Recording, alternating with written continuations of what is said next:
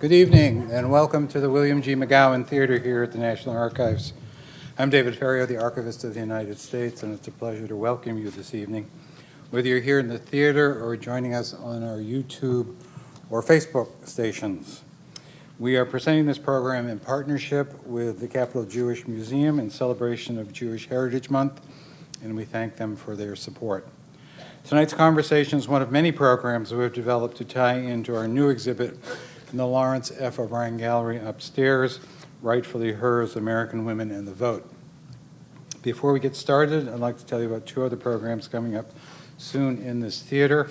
On Tuesday, May 28th at 7 p.m., Henry Louis Gates Jr. will be here to discuss Stony the Road, Reconstruction, White Supremacy, and the Rise of Jim Crow, his book about the struggle by African Americans for equality after the Civil War. And on Tuesday, June 4th at noon, Caitlin Sidorsky, author of All Roads Lead to Power, The Appointed and Elective Paths to Public Office for U.S. Women, will examine how many more women are appointed rather than elected to political office. Check our website at archives.gov or sign up at the table outside the theater to get email notifications. You'll also find information about other National Archives programs and activities. And another way to get more involved with the National Archives is to become a member of the National Archives Foundation. The foundation supports all of our education and outreach activities. Visit its website, archivesfoundation.org, to learn more about the foundation and join online. And a little known secret that I keep telling everyone, no one has ever been turned down for membership in the National Archives Foundation. I mentioned earlier that we've just opened a new exhibit upstairs, Rightfully Hers, is the cornerstone of our centennial celebration of the 19th Amendment, which gave women the right to vote. This exhibit tells the story of women's struggle for voting rights and explores the roles of women from a variety of backgrounds. One of the women featured is in a suffragist spotlight is Rose Schneiderman. Schneiderman was born into a Jewish family in Russian Poland that moved to New York City in 1890 when she was a child. In 1906, she was elected as an officer in the New York Women's Trade Union League and was instrumental in the 1909 garment workers' strike.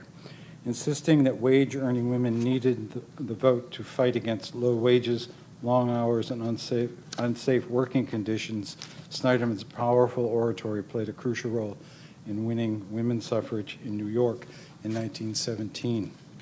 Women like Schneiderman contributed to the growth of the nation throughout American history, and tonight we're privileged to hear about several of them from author Pamela Nadell and Wendy Terman of the Capital Jewish Museum. It's now my pleasure to welcome to the stage Howard Morse, the president of the Lillian and Albert Small Capital Jewish Museum. Projected to open in 2021, the Capital Jewish Museum will explore the past, present, and future of Jewish life in Washington. Ladies and gentlemen, please welcome Howard Morse.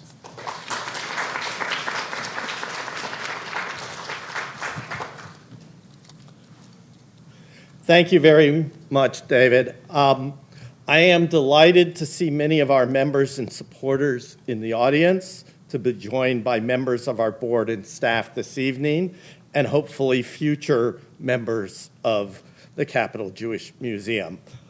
Formerly the Jewish Historical Society of Greater Washington. I want to thank the National Archives, and in particular, David Ferriero, the 10th Archivist of the United States, who has made transparency, participation, and collaboration a cornerstone of the Archives' mission, and therefore partnering with us for this annual program to commemorate Jewish American Heritage Month. We have done so now for many years, and I have always found it to be a great program, which I get to learn a lot. Jewish American Heritage Month has been celebrated since 2006 in recognition of Jewish American contributions to our country for over 350 years. It's particularly important to focus on the meaning of religious pluralism and cultural diversity in light of events from those in Charlottesville to Pittsburgh to just last month in Poway, California. As you may know, we're in the midst of an exciting project to build the Capital Jewish Museum, to open in 2021, as David said, a few blocks from here at the corner of 3rd and F Streets Northwest. That museum will be anchored by our historic 1876 synagogue, which we picked up, put on wheels, and moved for the 3rd time this past January, hopefully to its permanent and last place. The museum's core exhibition and programming will explore the past, present, and future of Jewish life in Washington. We hope to inspire audiences to connect, to reflect, and to act, to connect across generations and diverse communities, to reflect on the relevance of history to today, and to act on behalf of communities and their values. We also welcome new members to receive our newsletter and follow our new museum's progress and get more involved. Tonight's speaker, Dr. Pamela Nadell, is no stranger to the Capital Jewish Museum. She has been our academic advisor and a member of our organization for decades. She's influenced our knowledge of local, national, and international Jewish women's history and women's role in social and political movements that have shaped our country. The fighters, picketers, and agitators, to use her terms, from the International Ladies Garment Workers to Justice Ruth Bader Ginsburg, which we will be sharing through our exhibitions. Dr. Nadell received her doctorate in American Jewish history, focusing on Eastern European migration patterns. She is now a professor and the Patrick Clendenin Chair in Women's and Gender History at American University, where she's a recipient of AU's highest faculty award, Scholar Teacher of the Year.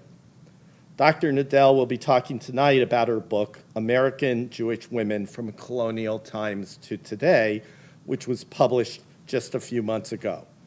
Earlier books include Women Who Would Be Rabbis, A History of Women's Ordination, which was a finalist for National Jewish Book Award. She's also a past president of the Association for Jewish Studies, has been an important leader in academia in support of free speech, received the American Jewish Historical Society's Lee Max Friedman Award for her distinguished service to the profession. Joining Dr. Nadell in conversation is our own, the Capital Jewish Museum's Deputy Director, Wendy Turman, who has served us for nearly 2 decades. Wendy has an incredibly deep knowledge of our own collections and their stories, and is a key member of our team developing our exhibitions for the Capital Jewish Museum. With that, let me turn things over to Wendy and Pam, and like you, I'm going to sit down and learn more from them.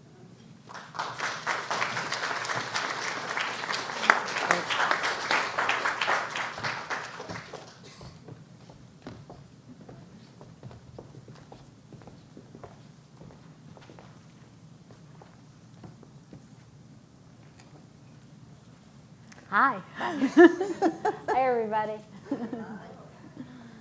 Pam, I want to start off by thanking you for writing the book.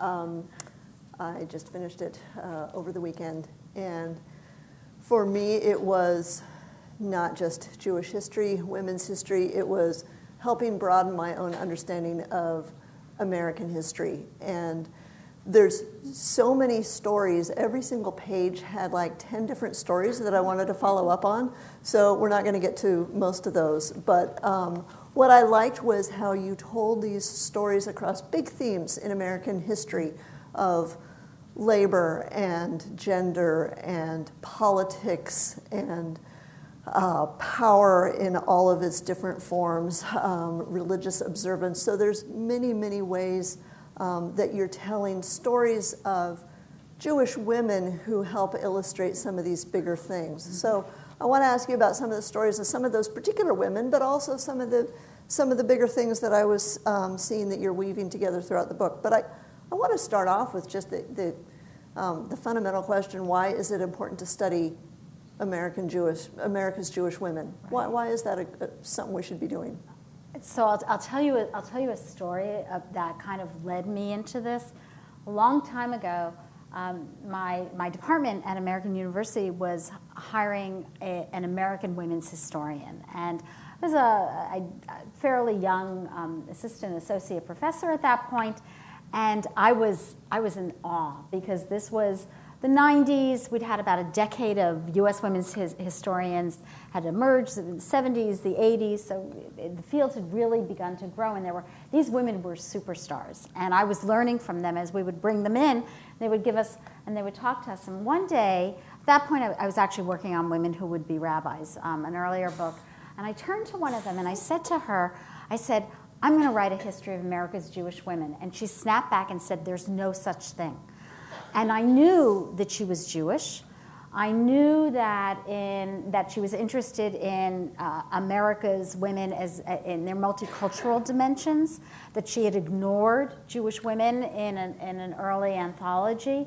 And later on, she corrected that, but that's kind of stuck with me, this sense that other than maybe around the labor movement, Jewish women didn't have a separate history. And I was convinced then, and I remain convinced, that Jewish women, yes, they're a part of American history, but there is something that continues to set them apart. And so that's why it's important to write about America's Jewish women, just the way we write about Native American women, African American women, Latino women, that this particular group has its own distinctive history. Own distinctive history and their own distinctive voice as they are continuing to negotiate Jewish identity and continually pushing the bounds of their economic opportunity or their opportunities for service or advocacy in so many different ways. And the way those two weave together was really, really interesting to me.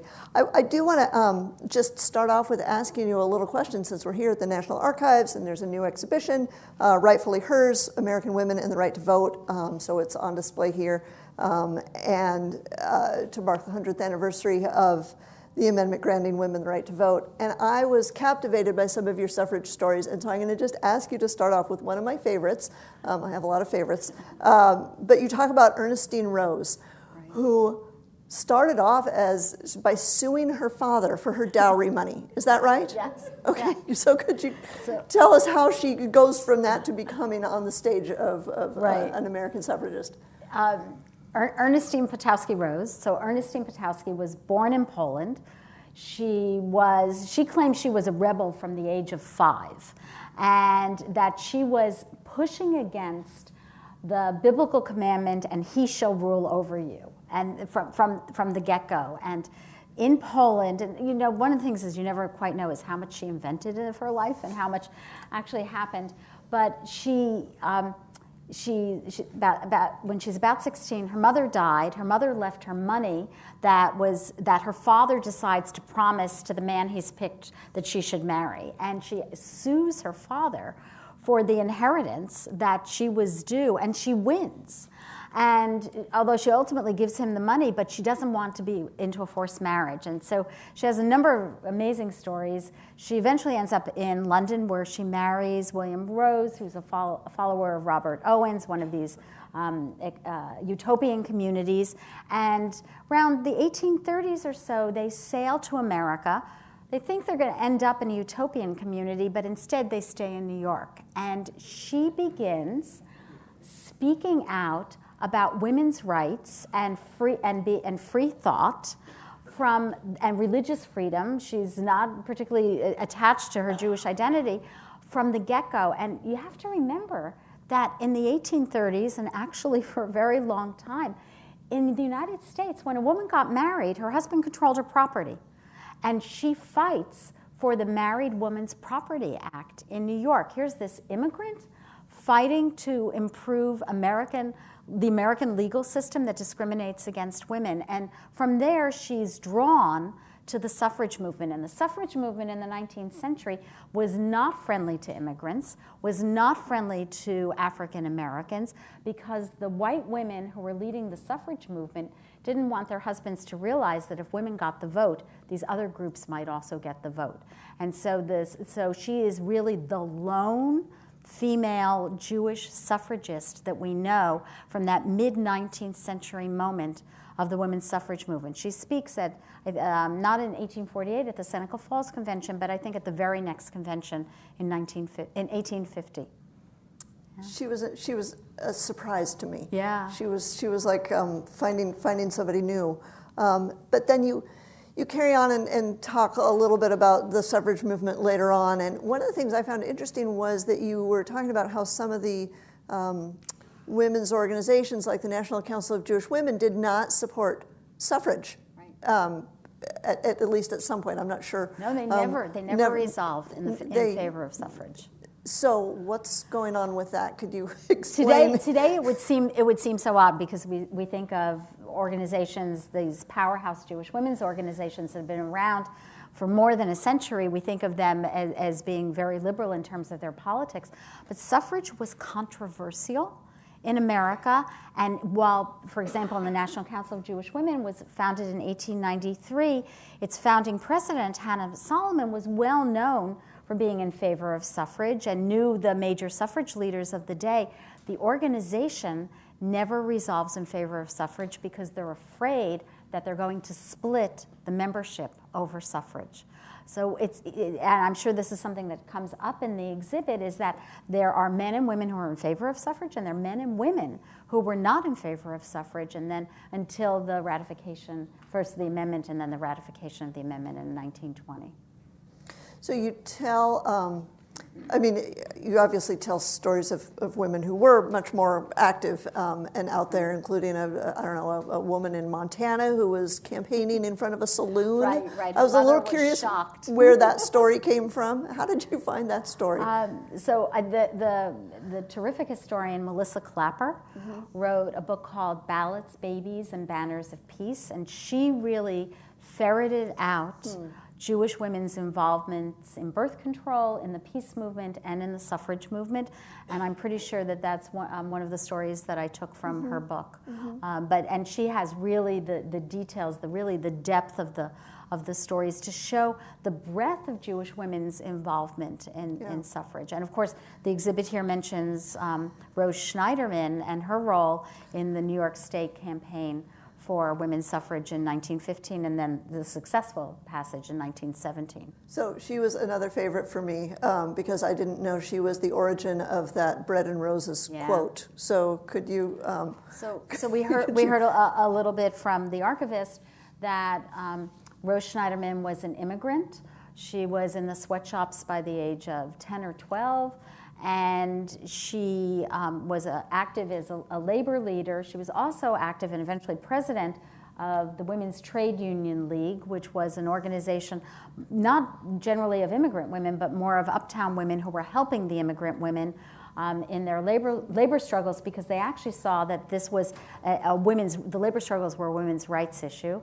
And Schneiderman was active, as were a number of Jewish women who had also been labor activists, but were active in campaigning for women's suffrage. So remember, the women's suffrage movement, and the exhibit must talk about this, was fought on two fronts. It was fought on the level of the national amendment, but since the late 19th century, individual states have been granting women the right to vote. But those states were always in the West, and New York State was the first Eastern industrial state to grant women the right to vote. And so there was a suffrage referendum in New York State in 1915. It failed. When the suffrage amendment passed in New York State in 1917, although at the time nobody really noticed it, the vote for women's suffrage in the Jewish districts of New York was overwhelming. The women had convinced their husbands and brothers and sons that they should vote to grant women's suffrage. And then from the passage of women's suffrage in 1917, it's really a major turning point, because then it helps propel the national amendment forward. So that was a very different way for me to think about American women's suffrage. Looking at that idea about all the Jewish men who were out there supporting their wives by voting. And all the Jewish women who were standing on soapboxes telling the men to support them. Yeah, that was good. And I also really liked the story of the two sisters. You tell them their stories a little bit earlier. Annie Nathan, who helped found Barnard College, who was opposed to suffrage. Right. So she helped found a women's college in New York City, but her sister Maud Nathan Right. Yeah. was an active supporter. Right. I mean, this is such an interesting story. We've got two sisters, Annie Nathan, and becomes Annie Nathan Mayer, and her sister Maud Nathan, who's also married, but she married a cousin, so she keeps her last name because they have the same last name. And Maud Nathan is an active suffragist. She's also president of the Women's Consumer League. And Annie Nathan Mayer, the founder of Barnard College, the college wasn't so happy with her because she is an active opponent of women's suffrage. She doesn't think women need suffrage. They need education, but they don't need suffrage. So women don't always think alike on issues. Exactly. That Especially Jewish women. So Howard talked about the museum that we're starting to build with our historic synagogue as obviously the largest object in our collection.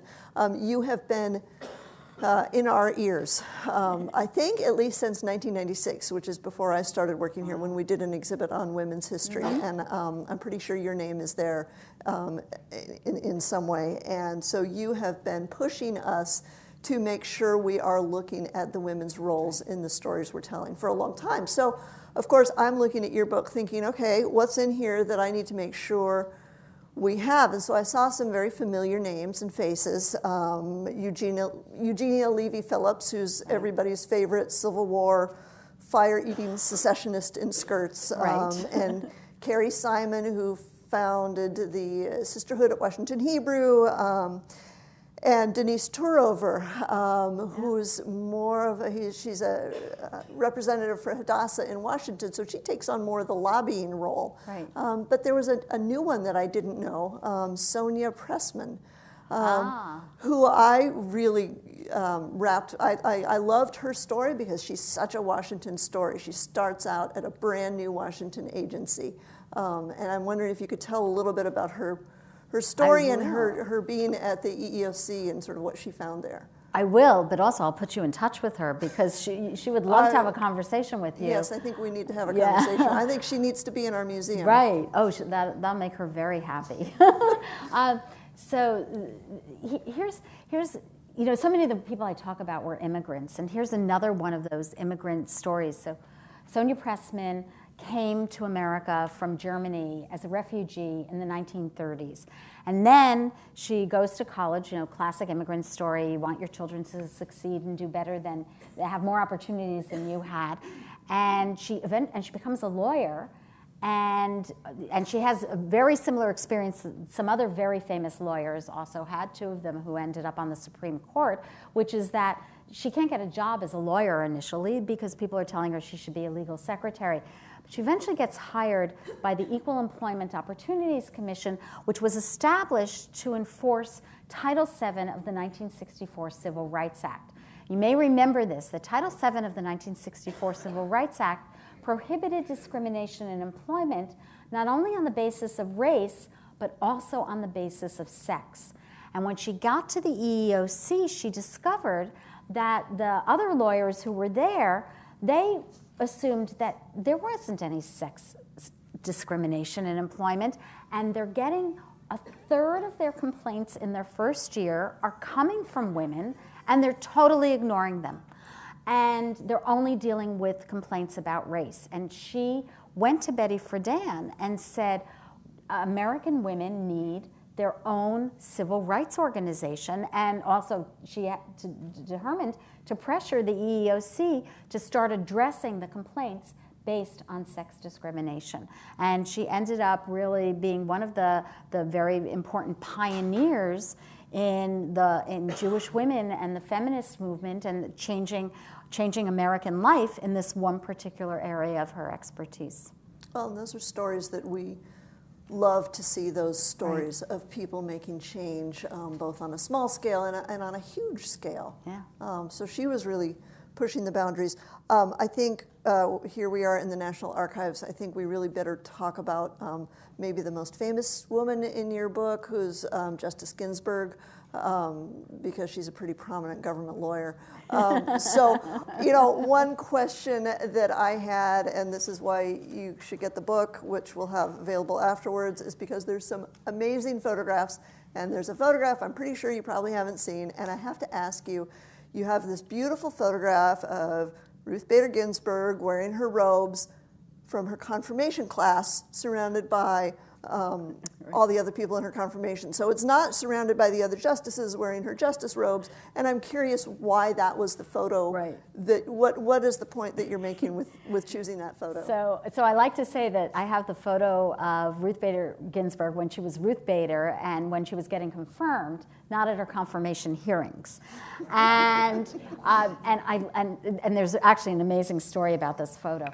So there was, one of the themes that I talk about obviously extensively is that for many Jewish women, not for all, but for many Jewish women, Judaism was very important in their lives. And it was very common for girls when they were in high school, especially before they were having bat mitzvahs, that they would be confirmed. It's an idea that the Reform movement takes from the Protestants early in the 19th century. By the 1840s, 1850s, we have confirmation in synagogues all across America. And in some synagogues, only girls got confirmed. And you have these photos of these rabbis in their black robes and all these women in their white robes, and they're sitting. And they hang, if you've been in American synagogues, often they're hanging on the walls of the synagogues. So I worked with a photo editor to help me get the photos because I didn't have time to do all that myself. And my photo editor, I had seen this photo, and I think I found it online somewhere. And my photo editor writes to the East Midwood Jewish Center, and they sent her the photo. And all these photos look exactly alike, except one happens to have Ruth Bader Ginsburg sitting next to the rabbi. And we're sending off the photos, and it was my husband, thankfully, who said, "Which one is RBG?" And I looked at it. They had sent the wrong photo. And not only that, to make matters worse, they can't find the photo at the synagogue with RBG. They have all the other photos, and they actually, I needed a high-resolution image, and fortunately, someone else had published this photo in a book about Ruth Bader Ginsburg, of Ruth Bader Ginsburg's writings that I had read. She was a very generous scholar, and she sent me the high-resolution image. Otherwise, I wasn't going to have it in the book. Yeah. Do you think she's read the book? I actually know that Mary Hartnett from Georgetown University, who helped me get that photo, I sent her a copy of the book to thank her. She's writing a biography of Justice Ginsburg, and she took the book to Justice Ginsburg and showed her where she was in the book, so I know she's seen it. Wonderful, wonderful. I'd love to hear what she has to say. Yeah, I would too. that would be kind of fun. Also, on the subject of our museum, I'm looking at our collections, and I was delighted to find that you mentioned the existence of something. We have a couple items in our collection that are these charm bracelets that women earned for selling Israel bonds in the 1950s. So each charm was worth $2,500 of Israel bonds. And I'm curious, how would you suggest what should we do with one of these kinds of charm bracelets? What's it a symbol of? What does it tell us? It's a symbol of a way. I love material culture, as you know, and I love working on museums. And what's so stunning about material culture is this was a way of physically displaying and wearing a symbol that meant something to these women. And Jewish men have always had prayer shawls and head coverings. They had ways of displaying who they were as Jews. Jewish women, until the feminist movement, don't take on the male garb. They don't have so many ways of displaying their pride in their Jewish identity. So when we think about writing the label for that exhibit, I think we need to think about that this is a public demonstration of their commitment to the Jewish people. That's great, because I always look at it as these women are able to raise a lot of money. and $2,500 for one of these charms, and there's a charm for each tribe of Israel, so there's a lot of charms on there. That's a lot a lot of money that I see women involving themselves in this bigger story. So I love that you're giving me some new perspectives. Right. Well, and you know, I mean, Jewish women's philanthropy is such an important component of Jewish women's lives. Well, you talk about that at length in many, many different ways. And there's a lot of talk about money in your book and women's work in the home and women's work outside the home as the boundaries of that work changed, and women's work in women's organizations. So a lot of things I was trying to get a handle on about women are sort of constantly pushing up against their need to survive and thrive and coming up with ways of negotiating economic forces that are pushing against them. So this is a sort of a big leap in history, but I was very taken with the idea of the gallery of missing men that was a way for women to try and get some agency over their lives when they're very, very vulnerable. Yes, the gallery of missing men, the gallery of missing husbands was in the East European immigrant period, so roughly 1880 to 1920, when over 2 million East European Jews come to America. Many men had abandoned their wives. Either they abandoned wives back in Europe, who would then send letters to New York Jewish newspapers or relatives and say, send me my husband who is living in New York. Or they abandoned their wives because of the difficulties of poverty or marital discord in America. What historians like to say is, in the early 20th century, the way the rich people got divorced was they went to the courts, because to get divorced costs money. The way poor people got divorced was the men just split. And marital desertion was such a problem in the Jewish community in New York that they created the National Desertion Bureau to track down these men. And one of its tools was to publish the photos of the men in the Yiddish press, and then hopefully people would see them and would identify them. The reality is that most of the time, the women didn't want the men back. All they wanted was the Jewish divorce decree that they needed, the get, because otherwise they couldn't remarry. And we know the historian who's written about this says that the National Desertion Bureau was successful at reunification at something like 3% of the cases it handled, and it handled thousands of cases. So another way I saw you talk about women trying to control their economic lives was boycotting kosher meat when the prices get too high. Yeah, so and rent strikes and similar things. Women across the ages have a long history of staging food and rent strikes. I mean, there are models of it, in terms of the French Revolution, for example. In America, in May 1902, in New York City, the price of kosher meat soared from 12 cents a pound to 18 cents a pound. And Jewish women in New York broke into butcher shops, threw the meat on the street, doused it with kerosene, sometimes set it aflame, and demanded that the prices be reduced. And it had to do, it's a very complicated story with the butchers and the beef trust, but it's very much about women's activism, because they needed every single one of those pennies to feed their families and to clothe their children. And when anything ever threatened what they could do for their families, and when times were difficult, we find Jewish women and Jewish men, of course, but Jewish women especially being activists in their neighborhoods. So this is not the garment workers. These are mothers. Their average age is around 40. They're staging food strikes and rent strikes, and they continue all the way up until World War II. So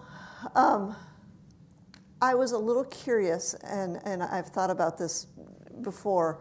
You talk about the role of women in sisterhoods supporting the synagogues, and the many. You tell a wonderful story about Washington Hebrew congregation right here in our city, with the lore of the Washington Hebrew sisterhood, starting with 50 women pledging 10 cents apiece with a promise to pay off the mortgage, which would mean it's a very small mortgage, or they're just very optimistic. And then they went off to polish the doorknobs, yeah. the doorknobs.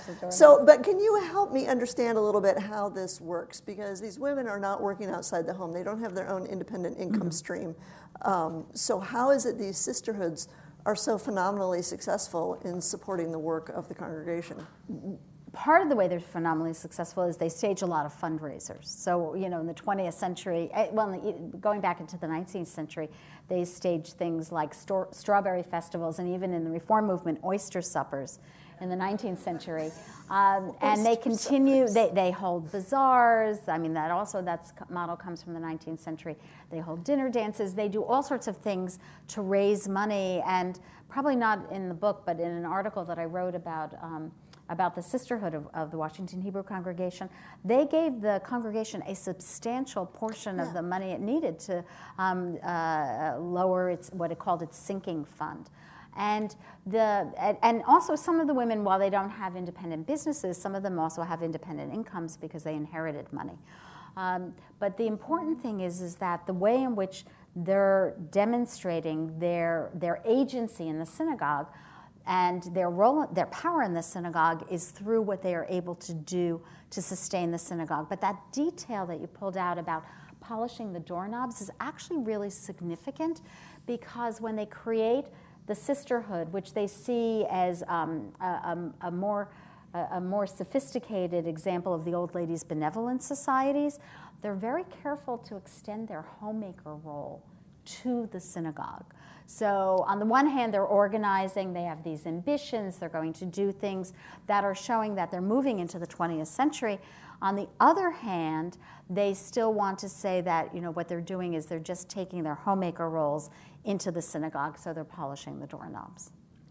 So there's another batch of women that maybe is fairly common to read about in women's history, although I hadn't thought of it in terms of Jewish women, which is those women who had to turn to prostitution. Mm-hmm. And you talk about that in several American cities.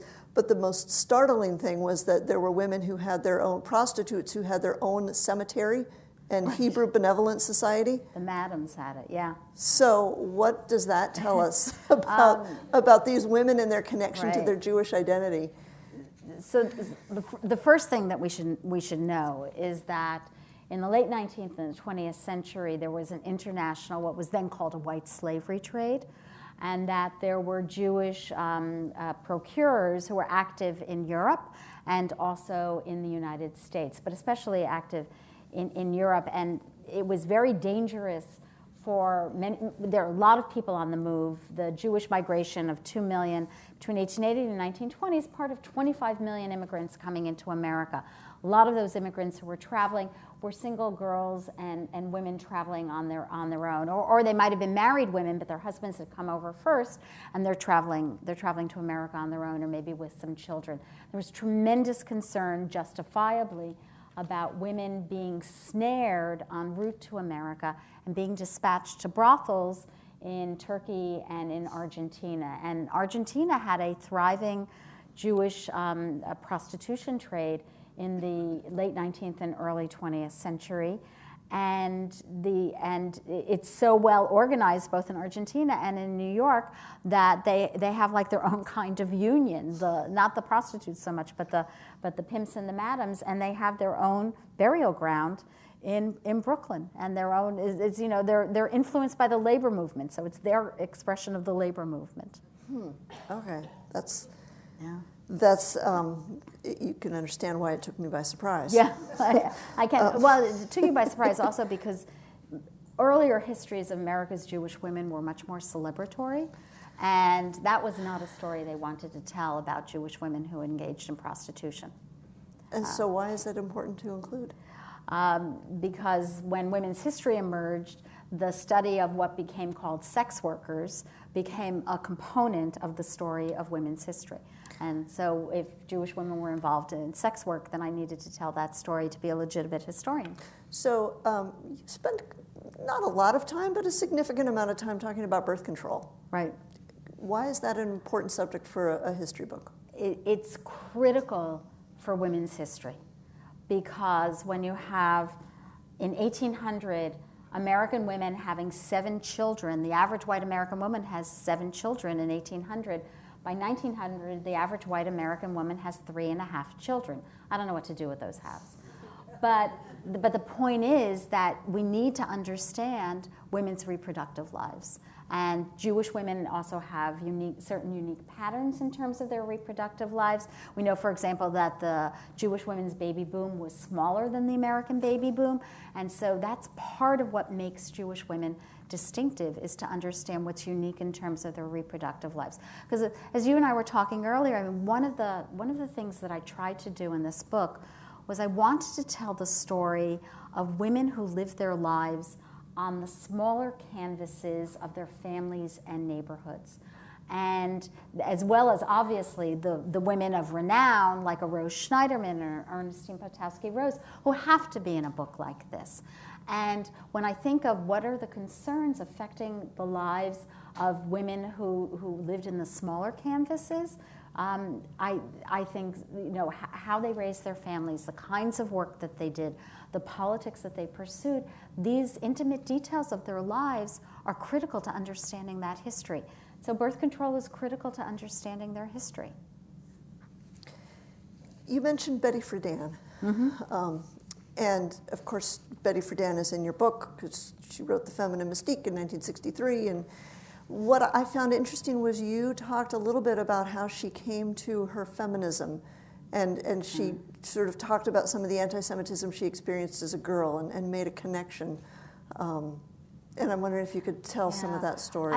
I would say 2 things. First of all, I would say anti-Semitism is a theme that crops up across the book. Well, we're going to get there too. So about Betty Friedan, what historians have been trying to figure out, what is so striking, is that Jewish women were disproportionately represented in the leadership of the feminist movement that emerged in America in the 1960s and 1970s. I'm not saying that Jewish women were disproportionately feminist overall, but they were disproportionately represented in the leadership. And one of the things I ask is why. I'm trying to figure out why. I mean, just to give you an example, 12% of the founding members of the National Organization for Women were Jewish women at a time when Jews make up about 3% of the population of the United States. So why were they disproportionately represented? For some, like Friedan, the exclusions they experienced from anti-Semitism sensitized them to the exclusions they were experiencing as women. Some Jewish women specifically talk about that they came to understand, or they came to feminism because when they walked into the synagogue, they knew they were second-class citizens, that they experienced exclusion from Jewish men. Other Jewish women actually said that they came to their feminism because of Judaism, that from Judaism they learned about the commandments to social justice, to pursue justice, and that Judaism, and also sometimes growing up in families on the political left, propelled them into the feminist movement, or for some, into the civil rights movement. So Judaism is really interesting. It has a paradoxical effect. It could point to the exclusion that led them to feminism, but for others, it was actually propelling them there. Something positive within Judaism propelled them. Mm-hmm. Anti-Semitism does run as a continuing theme through your book, and I was very moved by the story of I don't think you gave her name, a 19th century schoolgirl who her teacher told her, I'm sorry, it's not your fault, you were born a Jew. Right. That's just your tough luck. And then you thread stories throughout through the United Nations, delegates to the United Nations Decade on Women. I always find that funny that there was one decade for women. Right. In the 1980s. And then you wrote an editorial that was published in the Washington Post maybe 2 months ago, talking about understanding anti-Semitism in American history. Yeah. So I'm wondering if you can tell us a little bit about you pulled from some of the stories in your editorial, pulled from some of the stories in this book. So what has it meant and what does it continue to mean for American Jewish women? Right. So the archivist also opened by talking about some of the anti-Semitism in the moment that we're in now. Anti-Semitism is a theme that has coursed through American history since the first Jews landed in New Amsterdam in 1654, and Governor Peter Stuyvesant tried to eject what he called this despicable race. And I think like everyone here tonight, I've been thinking so much about anti-Semitism, and of course when I was writing the book, I couldn't write about Jewish women without writing about how often they bumped up against anti-Semitism. And what I think is distinctive for women is that often they experienced anti-Semitism through these very personal kinds of interactions, or maybe what happened to their children. I talk about a woman in the 1940s who writes a letter trying to convey to people what anti-Semitism means to her children. And her daughter can't go to a hotel with a friend because she won't find the kind of people there that she likes. Her son can't become an engineer because even if he gets into engineering school, he's not going to be able to get a job as an engineer. And whereas men often bump up against anti-Semitism out in the workforce or at that kind of 5 o'clock shadow, they might have done business with Gentiles during the day, but then at 5 o'clock they went in different directions. Women really, like that little girl whose teacher says to her, "It's not your fault, you're a Jew." They really experienced anti-Semitism on a very personal level. And of course, we're in this moment where anti-Semitism is just surging again around us, especially on the internet, but then also with expressions of physical violence there have been examples of physical violence in America before, but not shootings in synagogues. Well, and help us understand the anti-Semitism in the modern feminist perspective, right, and movement. Right. Because that's, I think, really difficult. Can you be a feminist and a Jewish woman at the same time? I think what's helpful to know is that this is not brand new. So right now, as many of you know, there have been charges of anti-Semitism directed at leaders of the Women's March, and justifiably so. And there have been a number of very highly public incidents in which Jewish feminists have been excluded, like in certain marches, from displaying Jewish symbols, or have been told quite point blank that they can either stand up for the rights of everyone and focusing specifically on Palestinians, or they don't belong. There's no place for them in this feminist movement. What I wrote about was not about what's going on now, but I wrote about the anti-Semitism that Jewish women, American Jewish women, faced during the International Decade of Women that the United Nations had declared between 1975 and 1985, and they held a series of conferences around the world, and Jewish women were physically threatened at those conferences and were told not to be on display, to display any kinds of Jewish symbols. Some of the major Jewish feminist leaders were called out. Bella Abzug, Betty Friedan, Gloria Steinem, who's half Jewish. They were told that having these Jewish women as leaders of the American feminist delegation gave the American feminist delegation a bad name, delegitimized it. So what we're seeing now has an earlier history, and actually a much deeper history of tension in the women's movement.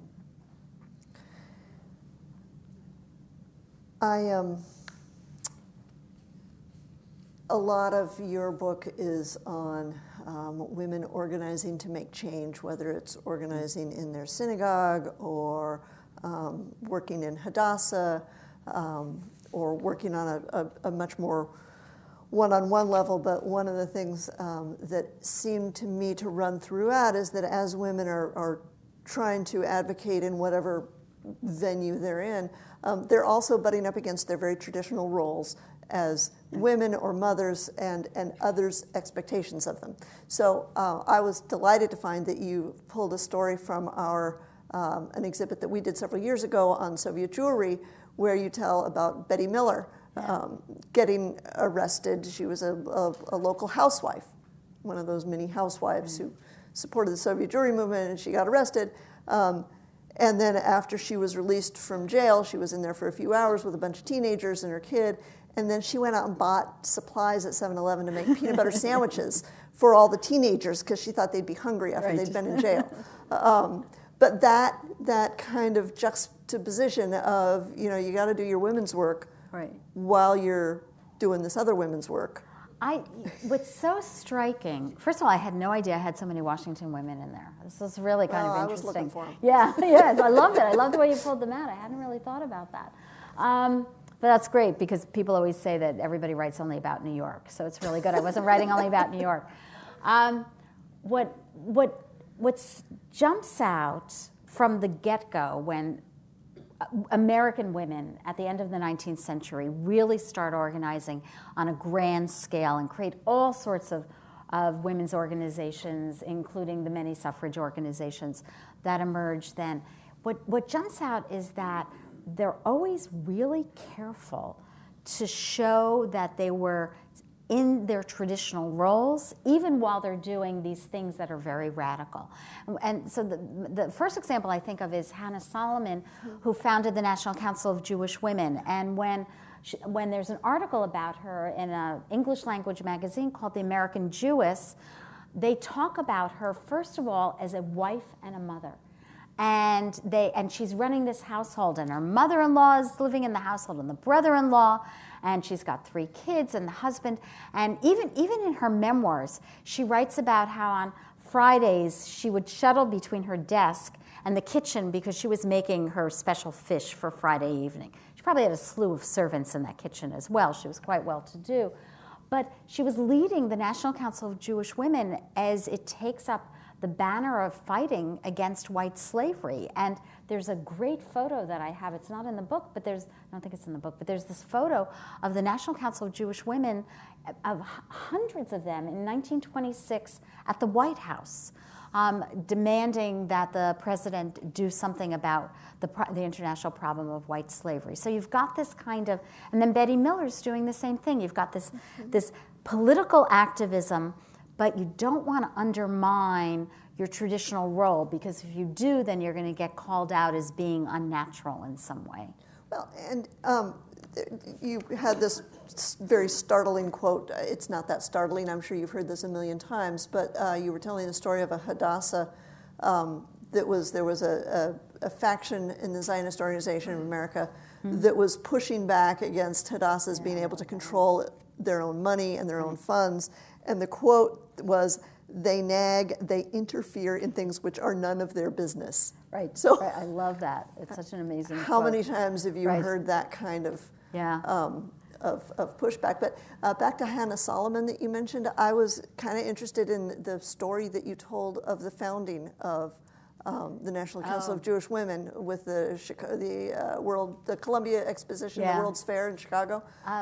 This is one of those places where America's Jewish women are a part of America's women, but they have to stand apart. Yeah. So in 1893, there was this gigantic World's Fair in Chicago, and maybe some of you have read the wonderful book, The Devil in the White City, about that World's Fair. One of the things that happened out of that World's Fair was that there was a very powerful Chicago Women's Club. And they were tasked with making certain that there would be a fair representation of women in all of the what they called congresses at the World's Fair. We would call them conventions. And there were all sorts of different meetings that were held. The press held a convention, and there was the World's Parliament of Religion. And at the World's Parliament of Religion, this was really the first grand interfaith event in the United States, and all sorts of religions that had never been represented on a national scene before, especially Asian religions, were given platforms in this World's Parliament of Religions. So Hannah Solomon was tasked with organizing Jewish women's participation in the world's Parliament of Religions. And and there's no National Jewish Women's Organization. She writes like 100 letters by hand to rabbis around the country asking for the name of prominent women in their congregations. And she then writes those women and says to them, will you come to Chicago and deliver a paper at this Congress? And she has a whole program planned out. And the men, the rabbis who are planning the Jewish Congress, they finally get their act together, and they call her and they say, will you participate with us? Because in the other congresses, the men and women are participating together. And she says, sure. They go out, as she tells it, they leave the room. But she says, as long as my women are present, they leave the room, they come back with the program, and there's not a single woman's name in the program. And so she puts on her hat, puts on her gloves, stomps out, and organizes a separate Jewish Women's Congress. And it is packed. It's so packed that some of the sessions had to be repeated because they couldn't get enough people in, because everybody couldn't fit into the room on the first one. And out of that, having realized this great lacuna of no National Jewish Women's Organization, they create the National Council of Jewish Women. But that's also the place that the National Council of Negro Women emerges. There were dozens, scores, if not hundreds of new American women's organizations that emerged in the wake of that. Jewish women happened to organize one of those organizations. Oh, see, that kind of brought tears to my eyes. That's a really moving, it's an amazing very story. exciting story. I am curious, you've been working in this field for, I'm not sure how many years, a long time. Me neither. So what can you tell us about the way women's history, the field, has changed since you've been working in it? It's changed tremendously. This book is really a product of a lifetime of research. I've been thinking about writing it for a long time, and every time I would say, okay, I would take a sabbatical. I would say, I'm going to work on this book, and then I would end up doing a different book. I was never finishing this book. And what happened is I now have about 40 years of women's history under my belt, and I have about 25 years of serious scholarship in Jewish women's history. Jewish history tends always to lag behind the trends in the field, and the questions that people are asking, the sources that they are using, the big change of the online databases, the digitization of newspapers, especially chronicling America, the Library of Congress, these have allowed an enormous wealth of sources. On the one hand, it's incredibly daunting. There's too much to look at. On the other hand, it lets me get at voices I couldn't have gotten at before. Yeah, great. I think we have time for some questions from folks, but before we do, this is what the book looks like. Pam will be available outside, and you can buy a book and have her sign it.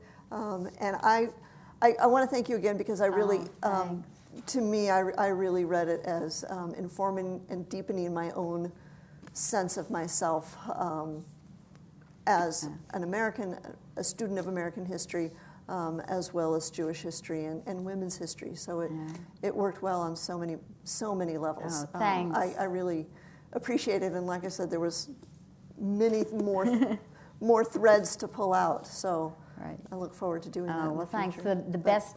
It's so wonderful to be for any author to be in conversation with somebody who's read their book so carefully. You know how flattering that is. Other than like my husband. So thank you. Thanks. So I think there are mics on the side. So there's mics on the side, and you can, if anybody has any questions.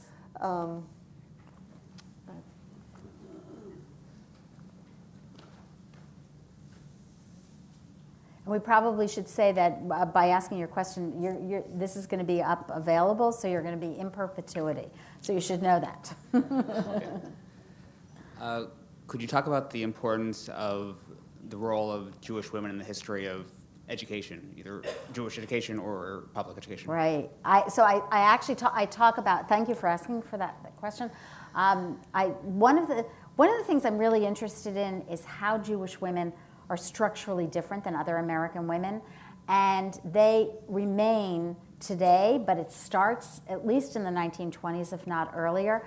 They go to college in greater numbers, disproportionately in greater numbers than other American women, and they have more advanced degrees than other American women.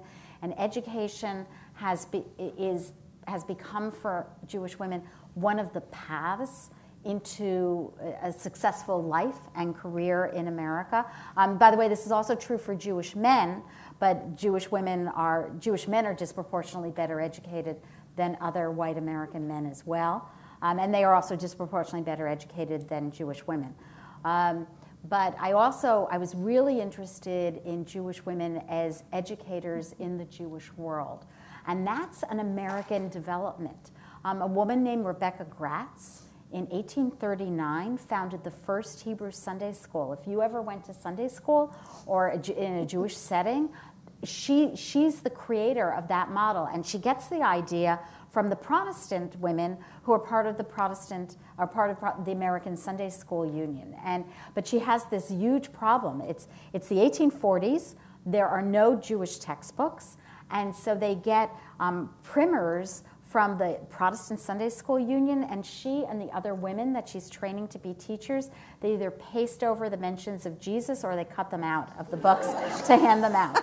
Yeah, but she creates a system of education, of Jewish education, that then becomes a powerful vehicle for Jewish women. Thanks.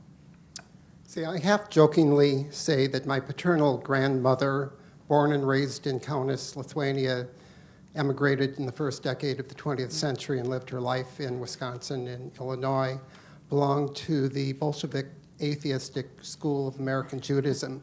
Have you written on that phenomenon? Yeah, I'm really interested. I didn't call them the Bolshevik atheistic. I love that term. I wish we had had this conversation before because it's really catchy.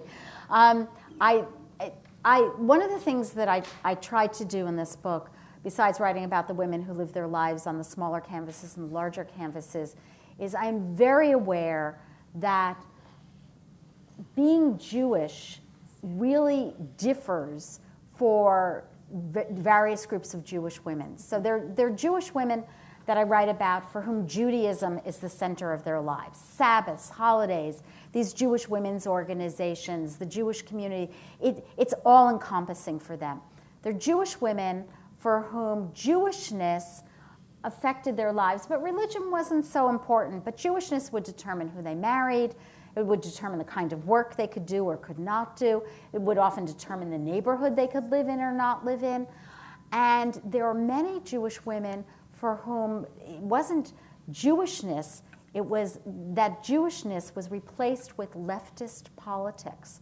And we know that American Jews are disproportionately Jews, actually, not just in America, but also in Europe, that Jews were often attracted to politics of the left, and they were very active both in socialist and communist politics in the United States. There was never a majority of Jews. It was a small proportion of American Jews, but they were very active in that.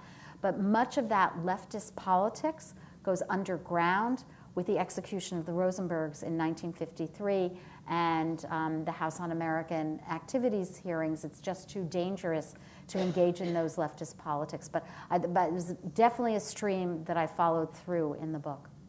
Thank you. Maybe we'll take over here. Hi. Hi.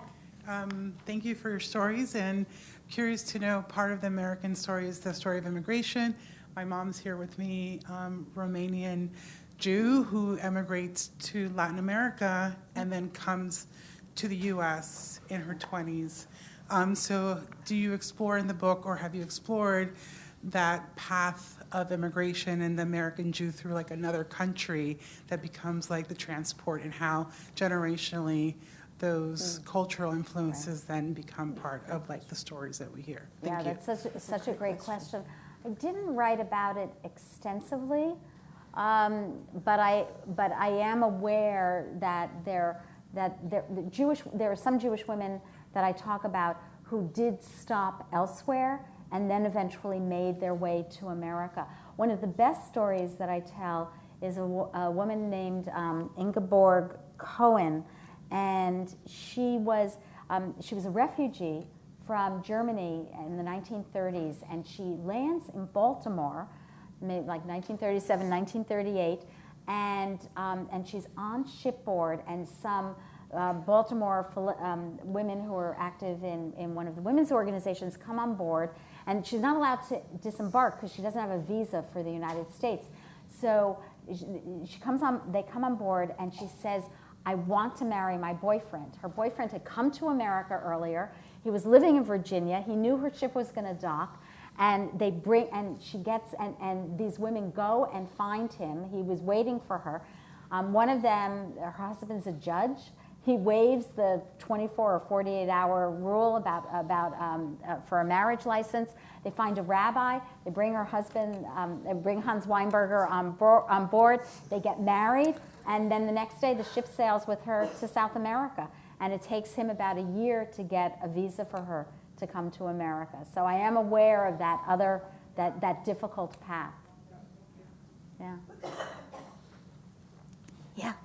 I'm wondering what percentage of your Jewish women in your book come from rural America or central United States, farmland as opposed to big cities or at least on the coasts? Right. I definitely talk about Jewish women both in the West and also Jewish women who did decide to engage in agricultural experiments, both in terms of the upper Midwest, but also like places like Vineland, New Jersey, which was an agricultural colony. It's not the story of the majority of America's Jewish women, but it does become, especially the agricultural colonies in the 20th century, become a place of refuge for Jewish women. One I write about, one day she looks up and she sees the baby has crawled out on the fire escape. And she's terrified he's going to fall. And with that, she and her husband pack up and they move to Vineland. And then also there are the Jewish women, like the famous ones like Jenny Grossinger, who moved out to the Catskills and created a different kind of Jewish women's economic activity. But I mean, that's still on the East Coast. I'm wondering, like from Iowa or Nebraska or Kansas, or places like that. Right. The one, I think I tell something about Rachel Califf's story, and Rachel Califf is she's in the upper Midwest, but maybe in Michigan. Yeah. But I also write about Jewish women who went to the West, not necessarily the Midwest, but who were pioneering in Western territories like Arizona and then California in the 19th century. Yeah. Yeah. Oh, wait, we have one over here. We'll go back and forth. Okay. Hi, I am so excited to read your book. Thank you. All these stories are fascinating, and I nod my head knowing some of them, and then others I'm just really excited to learn about, not just from the Jewish perspective, but the fact that this is a fabric of our nation's history, which is really fascinating. I'd like to know, as a historian, can you put your futurist hat on for a second, and have there been any patterns through the history that you've been looking at that kind of hint towards the shaping of, American Jewish women for the future? I mean, obviously, women are waiting longer. They're maybe not getting married, not having kids, having dogs, having, and just, different relationships with the Jewish world and Jewish community as a whole. And so I'd like to hear your thoughts on where this all might be heading. So the first thing I'm going to say is historians should never predict the future because we're always wrong. But I will. I'll say a few. I'll venture a few things.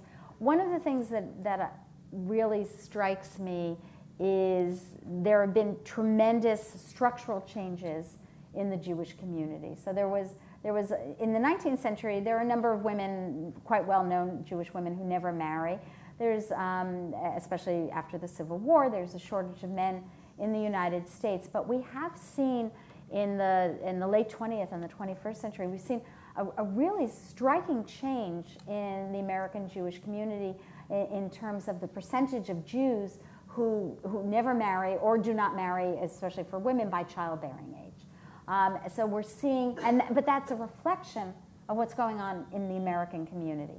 It's the same thing with a sense of religiosity. The Pew research reports on religion tell us that we're in a moment where they call it the rise of the nones, N-O-N-E-S, and those are Americans who say they have no religion. And we're seeing it among Catholics, we're seeing it among Protestants, and we're seeing it among Jews. Of course, for Jews, being a Jewish identity is much more complicated. Religion is only a part of it. And so it's not necessarily that they're disputing their Jewish identity, but that they are distanced from Judaism as a religion. One of the themes that I'm sure will continue, but which, by the way, I trace back to colonial times, is intermarriage.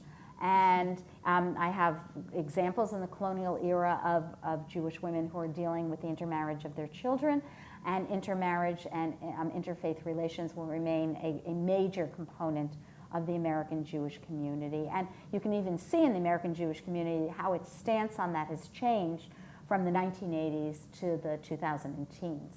So I think there are a number of trends that will continue. I am sorry to say that I'm sure anti-Semitism will continue. But on a more positive note, I will say that the diversity of America's Jewish women today is something that I find particularly striking that doesn't show up earlier. Women of, and also men, but of different ethnicities and races who have entered into the Jewish community in various different fashions, through adoption, through history, through their family lines, through marriage. That's going to be, I think, an increasing part of the American Jewish community and the American Jewish story. Thank you. I am a product, having grown up in Philadelphia, of the Rebecca Gratz Hebrew Sunday School Society, from kindergarten through teacher training. Wow. So I know it very well. I wanted to ask you about the earliest period that you cover, about if there were any striking characteristics of one or more women in the colonial period. Mm-hmm. I'm really glad you asked that. One of the things, because I open with a prologue about a woman from the colonial period who lived through the early republic, and then another woman. I open with a woman named Grace Nathan. I imagine none of you have ever heard of her, and I don't see any hands. Yeah, well, you would. Read the book. Yeah, you read the book. So Grace Nathan was, first of all, she's the original mixed marriage, or child of mixed marriage, because her father was born in Portugal, a country that prohibited its Jews from being Jewish and had to, resume Judaism, and her mother was an Ashkenazic Jew. But Grace Nathan was born in the freedom of colonial New York. And when I read her letters, and by the way, she was also a poet, when I read her letters and her poetry, I know she lived through the American Revolution, the Declaration of Independence, the War of 1812, but she's writing about her life as a daughter and a sister, a wife, a mother, a grandmother, a widow, but also a religious innovator. And one of the things that she did as a religious innovator was she wrote something called an ethical will. This is a document that often people towards the end of their life will write about life's lessons they want their children and the members of their family to learn. She told her son that at her death, he should only keep his beard for 7 days. Now, under Jewish tradition, a man does not shave at the death of a parent for a minimum of 30 days. And she was an observant Jew. So she's making Jewish law. She's changing Jewish law. And then I tell the story of her great-granddaughter, who was named Emma Lazarus. And many of you have heard of Emma Lazarus. Emma Lazarus had a very different life. She never married. She never had a child. But she was an acclaimed poet, and her words have welcomed the huddled masses yearning to breathe free to America for more than a century. They're inscribed in the base of the Statue of Liberty. But Emma Lazarus was also a religious innovator. Emma Lazarus, in one of her poems, praised America for giving her people the freedom to follow Moses' law. And then she said, and to think the thoughts Spinoza taught. Now, Spinoza was a major philosopher in the 17th century who was excommunicated by the Jewish community. So here she's praising, the Jewish law, but she's claiming Spinoza.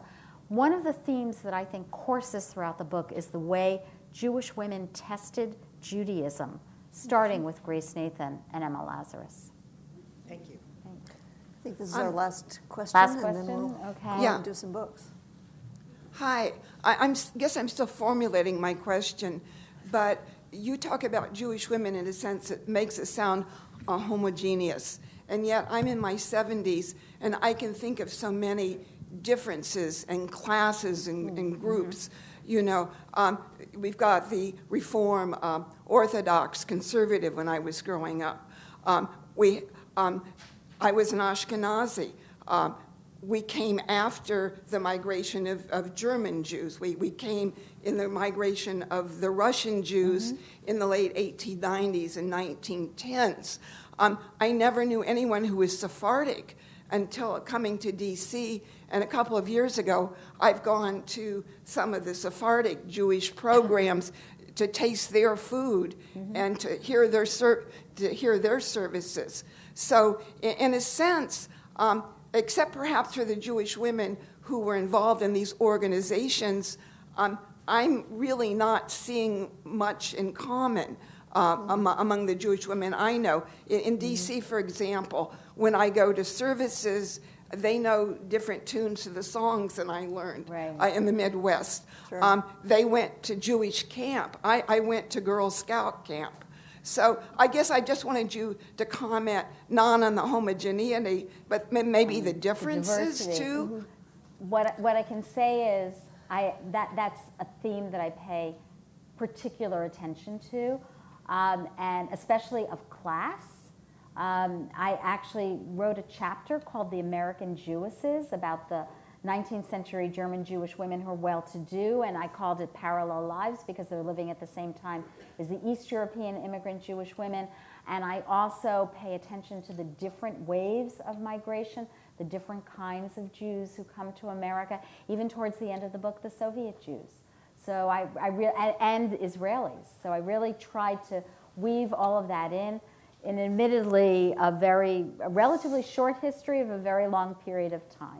So thank you. Thank you. It was a big undertaking. I can appreciate what you did. Thank you. Thanks. All right. All right.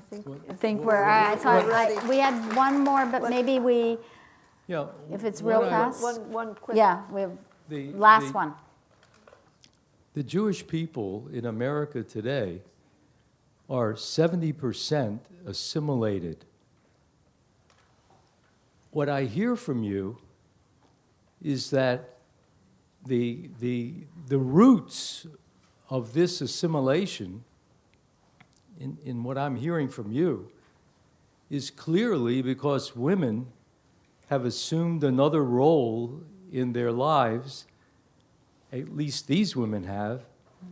You describe a woman who is now telling people, don't listen to the Torah in a full way, but add a little bit of someone else to look at the Torah. Yeah. Well, what I'm trying to point out is that Jewish women who have given up their role as a mother and a role model for the continuation of the Torah-believing Jew have really accomplished very little. Okay, well, let me just say, first of all, I don't know where you got the figure 70% of Well, that's of well Jews, established. Jews are assimilated. That's a very well established figure. As a historian, I don't really like that word assimilated because I think what happened in America is that Jews acculturated. They kept bits and pieces of Judaism, and then they acculturated more broadly to America.